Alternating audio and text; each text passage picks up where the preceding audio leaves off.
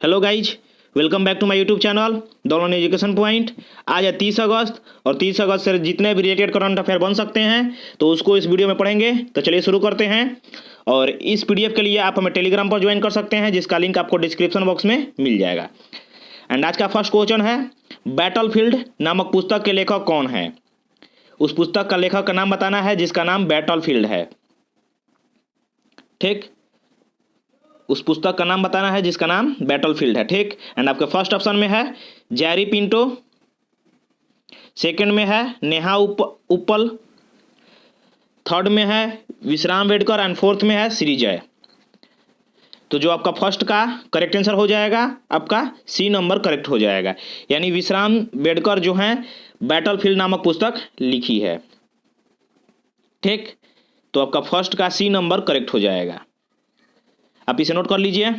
Next है second number है भारतीय नौसेना का जहाज आईएनएस शक्ति कोविड-19 महामारी का मुकाबला करने में द्वीप राष्ट्र की मदद करने के लिए 100 टन तरल चिकित्सक ऑक्सीजन यानी एलएमओ, यानी जो लिक्विड ऑक्सीजन होता है जो मेडिकल के क्षेत्र में इस्तेमाल होता है उसे एलएमओ बोला जाता है, नहीं तरल चिकित्सक ऑक्सीजन को लेकर किस देश पहुंचा है? उस देश का नाम बताना है जो आईएनएस शक्ति एलएमओ को लेकर पहुंचा है, 100 टन एलएमओ को लेकर पहुंचा है।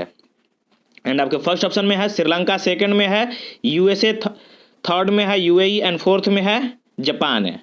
तो जो आपका सेकंड का करेक्ट आंसर हो जाएगा आपका ए नंबर करेक्ट हो जाएगा, यानी वो श्रीलंका पहुंचा है 100 टन तरल ऑक्सीजन लेकर। ठीक, कोविड-19 की महामारी को मुकाबला करने के लिए, तो इसलिए आपका सेकंड का ए नंबर करेक्ट हो जाएगा।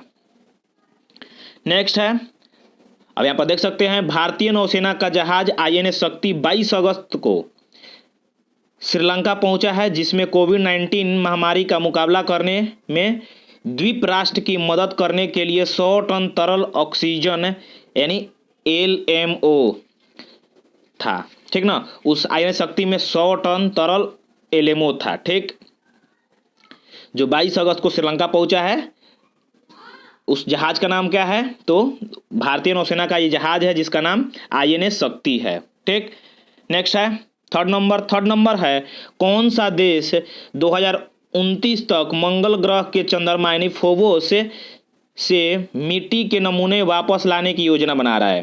यानी उस देश का नाम बताना है जो 2029 तक मंगल ग्रह के चंद्रमा यानी फोबोस है उससे मिट्टी के नमूना वापस लेकर आएगा। ठीक, तो पहले आपसे ये भी पूछा जा सकता है कि मंगल ग्रह का चंद्रमा का नाम क्या है, तो आपको मालूम होना चाहिए कि फोबोस है।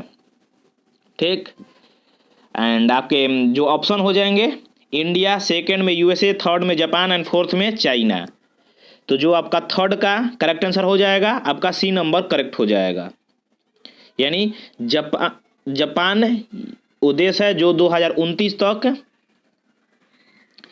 मंगल ग्रह पर जाएगा फोबोस के नमूने को वापस लाने के लिए, मिट्टी के नमूने को वापस लाने के लिए 2029 तक वापस योजना बना रहा है। नेक्स्ट, अब यहाँ पर देख सकते हैं जापान के अंतरिक्ष एजेंसी 2019 तक मंगल ग्रह के चंद्रमा फोबोस से मिट्टी के नमूने वापस लाने की योजना बना रही है। ठीक, नेक्स्ट है फोर्थ नंबर है WRI यानी विश्व संसाधन संस्था, इंग्लिश में कहे तो वर्ल्ड रिसोर्स इंस्टीट्यूट ने भारत के किस संगठन के साथ संयुक्त रूप से भारत में फोरम फॉर डिकार्बोनाइजिंग ट्रांसपोर्ट लॉन्च किया है? आपको उस एजेंसी का नाम बताना है, उस संगठन का नाम बताना है। उस WRI यानी वर्ल्ड रिसोर्स इंस्टीट्यूट के साथ कोलैब किया है जो फोरम फॉर डिकार्बोनाइजिंग ट्रांसपोर्ट लॉन्च किया है। ठीक, एंड आपके फर्स्ट ऑप्शन में है नीति आयोग, सेकंड में है DRDO, थर्ड में है ICMR एंड फोर्थ में है प्लानिंग कमीशन। तो जो आपका फोर्थ का करेक्ट आंसर हो जाएगा आपका ए नंबर करेक्ट हो जाएगा। नीति आयोग है जो WRI के साथ मिलकर भारत में फोरम फॉर डिकार्बोनाइजिंग ट्रांसपोर्ट लॉन्च किया है। ठीक, नेक्स्ट है फिफ्थ नंबर है भारत के तहत भुवन के तहत नए लॉन्च किए गए भू स्थानिक नियोजना पोर्टल का नाम क्या है? आपको बताना है कि जो भुवन के तहत नए पोर्टल लॉन्च हुआ है उसका नाम बताना है। एंड आपके फर्स्ट ऑप्शन में है अमृत धारा, सेकेंड में है युक्त धारा, एंड थर्ड में है श्रीमन, फोर्थ में है गिरवालिस है। तो जो आपका फिफ्थ का करेक्ट आंसर हो जाएगा आपका बी नंबर करेक्ट हो जाएगा। यानी जो युक्त धारा है वो भुवन के तहत लॉन्च किया गया है भू स्थानीय नियोजन पोर्टल के लिए। ठीक, नेक्स्ट है सिक्स्थ नंबर। अब आप देख सकते हैं इससे रिलेटेड फैक्ट, भारत सरकार ने भुवन के तहत युक्त धारा नामक एक नए भू स्थानीय नियोजन पोर्टल लॉन्च किया है। उस पोर्टल का नाम है युक्त धारा। इसे ग्रामीण विकास और पंचायती राज्य मंत्री गिरिराज सिंह ने लॉन्च किया है। तो आपसे ये भी पूछ सकता है कि ग्रामीण विकास और पंचायती राज के मंत्री का नाम क्या है? तो आपको मालूम होना चाहिए कि जो ग्रामीण विकास और पंचायती राज के मंत्री हैं उनका नाम है श्री गिरिराज सिंह। ठीक, minister of rural development and Panchayati Raj, आपको इंग्लिश में ये हो जाएगा। तो उनका नाम क्या है? श्री गिरिराज सिंह। नेक्स्ट है सिक्स्थ नंबर में बताना है आपको सेफ सिटीज इंडेक्स 2021 में किस शहर को 60 वैश्विक शहर में से दुनिया के सबसे सुरक्षित शहर रूप में नामित किया गया है, यानी चिन्हित किया गया है। यानी आपको बताना है which city has been named as the world safest city from the among 60 global cities in the safe cities index 2021। ये जो आपको सेफ सिटी इंडेक्स 2021 है ये आपका IU द्वारा लॉन्च किया जाता है, ये इकोनॉमिक इंटेलिजेंस यूनिट द्वारा लॉन्च किया जाता है। ठीक, आपको बताना है कि कौन सा 60 शहरों को मिलाकर सबसे सेफेस्ट सिटी को चुना गया है। एंड आपके फर्स्ट ऑप्शन में है कोपेनहेगन, सेकंड में है लंदन, थर्ड में है रोम एंड फोर्थ में है बुडापेस्ट। तो जो आपका सिक्स्थ का करेक्ट आंसर हो जाएगा आपका ए नंबर करेक्ट हो जाएगा। यानी डेनमार्क का राजधानी कोपेनहेगन को सेफ सिटी इंडेक्स 2021 में दुनिया का सबसे सुरक्षित शहर माना गया है। ठीक, आप यहां देख सकते हैं इकोनॉमिक्स इंटेलिजेंस यूनिट यानी EIU द्वारा जारी सेफ सिटीज इंडेक्स 2021 में डेनमार्क की राजधानी कोपेनहेगन को 60 वैश्विक शहर में से दुनिया का सबसे सुरक्षित शहर के रूप में नामित किया गया है। ठीक, तो आपसे पूछ सकता है कि सेफ सिटी इंडेक्स किसके द्वारा जारी किया जाता है? तो आपको मालूम होना चाहिए इकोनॉमिक्स इंटेलिजेंस यूनिट द्वारा यानी EIU द्वारा इसे नामित किया जाता है, यानी जारी किया जाता है, इशू किया जाता है। नेक्स्ट है सेवेंथ नंबर है हम्पी का यूनेस्को विश्व धरोहर स्थल किस राज्य में है?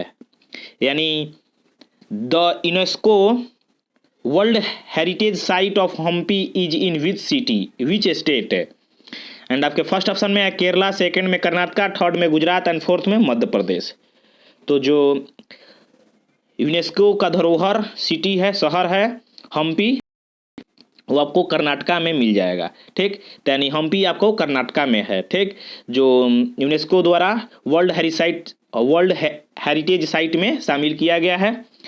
ठीक, नेक्स्ट है 8 नंबर है उद्घाटन समारोह में भारत के नए ध्वजवाहक के रूप में किसे खिलाड़ी को चुना गया है? यानी which player has been selected as the new flag bearer of the Indian at opening ceremony? ये आपको रियो के लिए अभी जो पैरालंपिक चल रहा है उसमें है कि उसमें किस खिलाड़ी को ध्वजवाहक के रूप में चुना गया है। एंड आपके फर्स्ट ऑप्शन में है मेरियप्पन थंगवेलु, सेकंड में है टेकचांद, थर्ड में है अंजू मलिक एंड फोर्थ में है शालिनी सिंह।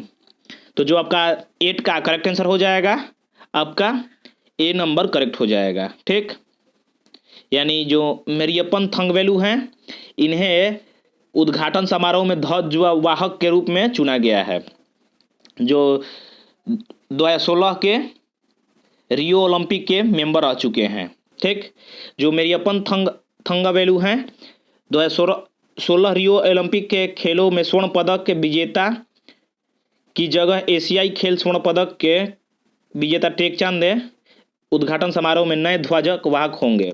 ठीक, नेक्स्ट है नाइन्थ नंबर है ओलिया में, यहाँ पर थोड़ा सा टाइपिंग एरर हो गया है, यहाँ पर ओलिया नहीं ओडिया है। ठीक, ओडिया जो ओडिया लैंग्वेज है उसके लिए है। ठीक, तो ओडिया में अपने काम के लिए साहित्य अकादमी पुरस्कार 2020 किसे मिलने वाला है। ठीक, आपको बताना है who will is going to receive the Sahitya Akademi award 2020 for her work in Odia. And आपके फर्स्ट ऑप्शन में है चेतन भगत, सेकंड में है यशोधरा मिश्रा, एंड थर्ड में है सुनील छेत्री, फोर्थ में है जमुना प्रसाद। तो जो आपका नाइन्थ का करेक्ट आंसर हो जाएगा आपका बी नंबर करेक्ट हो जाएगा।